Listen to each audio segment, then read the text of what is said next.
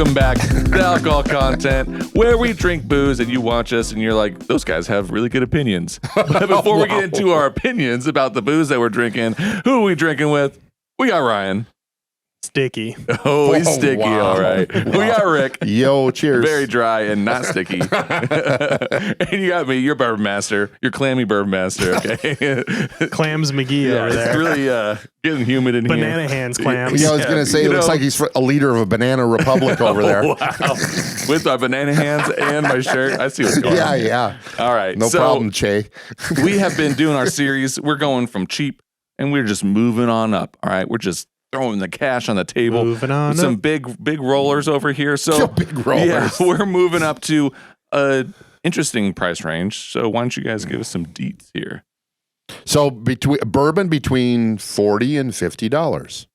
And again, Which I would argue is the worst price range. You would think, oh wow, you might be able to get something good in that range. Well, you might be able to get one or two things that are really good. oh, there's definitely good stuff, but it when you look at some of the other price ranges, it narrows down quite a bit as far as what you offer. It's sort of It's a weird marketing trend Yeah. that's happening where bourbon distilleries are either putting things cheaper if they're able to, or just immediately jumping up to high price ranges. higher. Yeah. And it's kind of left the 40 to 50 Yeah. a little barren. Because all the big distilleries, well, they can just push their good stuff cheaper because they're able to, Or they can more afford it. expensive. Or they push Yeah. their really nice stuff up higher. Yeah. So So it's been clearing out this price range, which is really interesting. But that being said, we don't want you to think like we're just sitting here. It's like, oh, we have some tepid tea and water to drink today. I mean, there still are some good bourbons between $40 and $50, just not as many to choose from. But It was a harder decision for me, at well, least. let's prove it to them that we got something good. Yes. Ryan, let's start with What you. you got? What's Yeah. going on? I am going with the Heaven Hill Bottled and Bond 7-year bourbon. And that's a recent favorite. Which we did recently feature this on an episode. And I was kind of blown away by it. It's absolutely phenomenal. It's got that kind of dusty peanut sort of note to it. And it just, when we did it on that episode, we all liked it. Yes, for sure. And I've gone back to it a couple times, and every time it's like, this is just really good. It's like undeniably good. I have no problems with it at all. I find no faults in it, and I could drink this forever. This could be a daily drinker for me, no problem, and I would be pretty darn happy with it. And in this price range, this hits pretty big. I feel like this could take on some stuff in the next, couple price ranges up in the $10 each price range. Okay. And yeah, I mean, to me, it's a sort of a semi-sweet spot. It's Heaven Hill.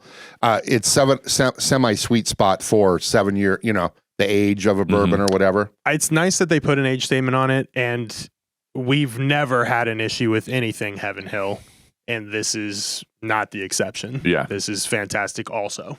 Yes, All right. largest family-owned distillery. Yeah. And we Killing like Heaven Hill. Yeah. We did hear, I think we got some comments when we had this episode that some people could get this cheaper in different areas, which is even better. Yeah. If you can if get this is cheaper. If I'm putting this at the top of the bill in the 40 to 50 and you can get this cheaper than that, Yeah, absolutely. you have to grab it. For sure. So, All right. Well, I'm going to slip in here. I'm going to get my choice out of the way.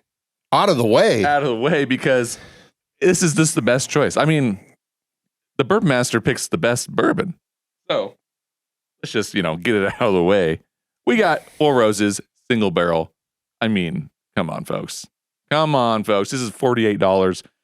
This is what you buy when you're in this price range, okay? First of all, single barrel.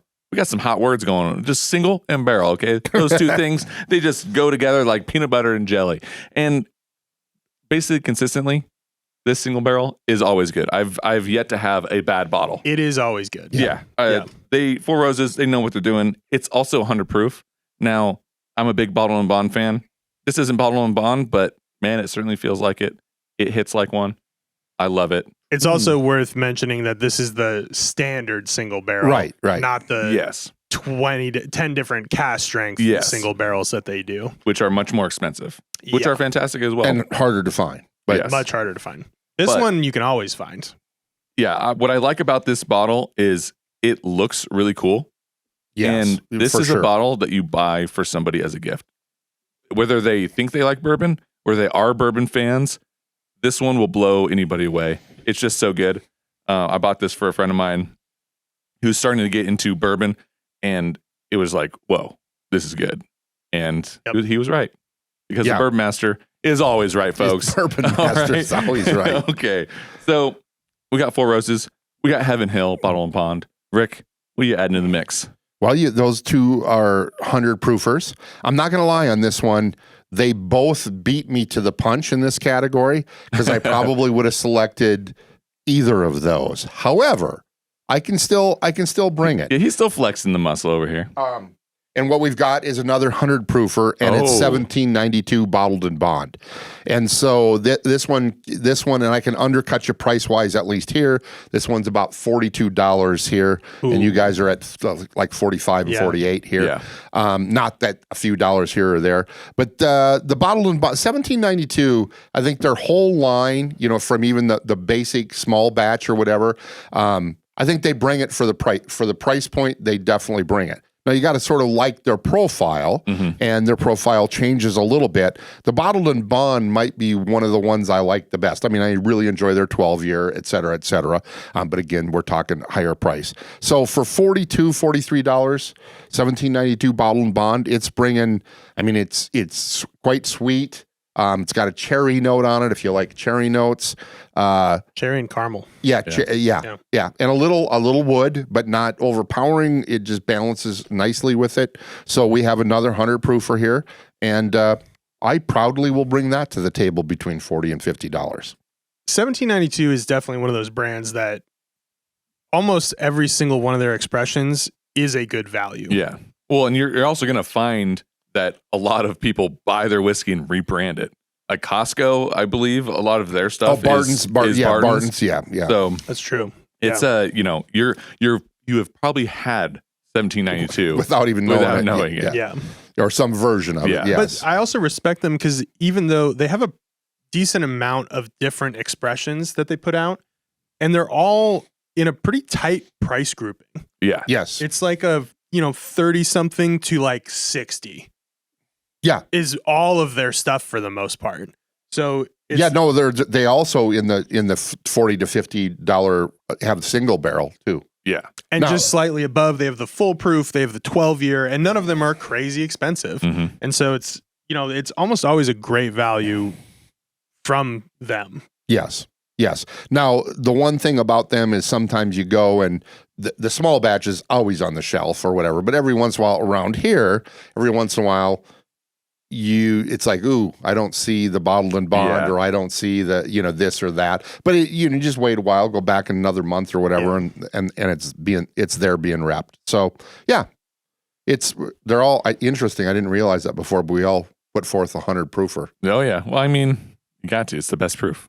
All right. Well, I think these are some good choices in this range, but like we said, it's kind of slim pickings because the value starts to diminish here.